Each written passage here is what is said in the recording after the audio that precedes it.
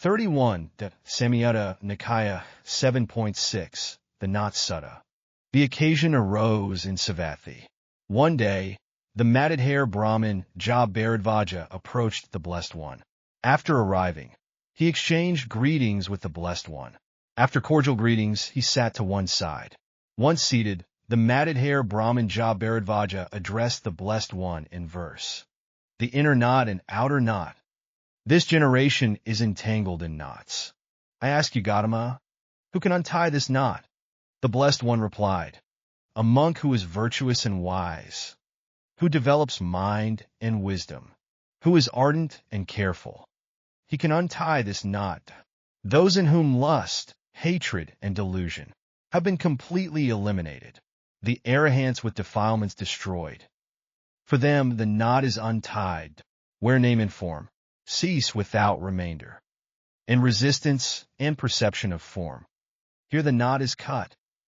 Having heard this, the matted-hair Brahmin Bharadvaja said to the Blessed One, excellent, Master Gautama. Middle section omitted. Later, Venerable Bharadvaja became one of the arhats. The essence of this sutta lies in discussing how to untie various knots, attachments, and defilements in life. The Blessed One points out that through maintaining precepts, developing wisdom, eliminating greed, hatred, and delusion, and finally reaching the cessation of name and form, one can untie all bonds. This sutta deeply expounds on life's core issues and the path to liberation, analyzed in layers. 1. The problem. The Brahmin raises the concept of inner and outer knots, referring to internal afflictions and external disturbances. These knots entangle beings, preventing true freedom and liberation. This question touches upon humanity's fundamental predicament. 2. The solution.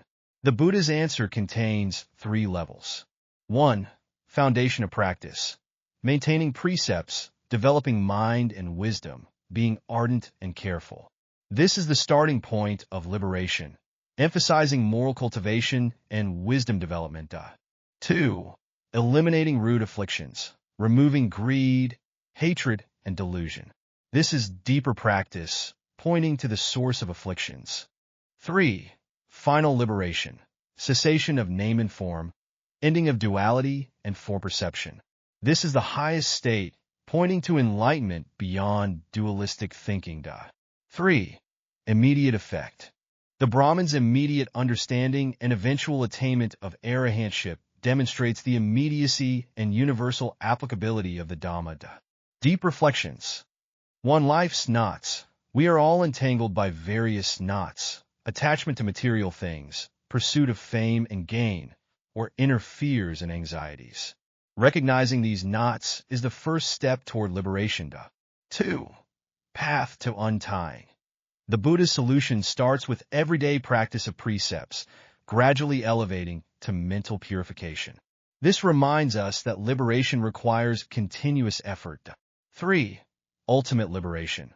Though the state of ceased name and form and ended duality seems distant for most, it indicates the highest state human consciousness can achieve.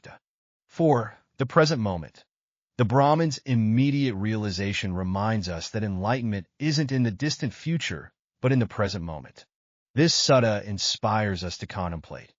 How do we identify and untie our own knots in daily life? How do we maintain practice amid busy lives? How do we maintain mindfulness when facing difficulties? Through continuous contemplation and practice of these questions, each of us can gain deeper wisdom and greater freedom on our life path.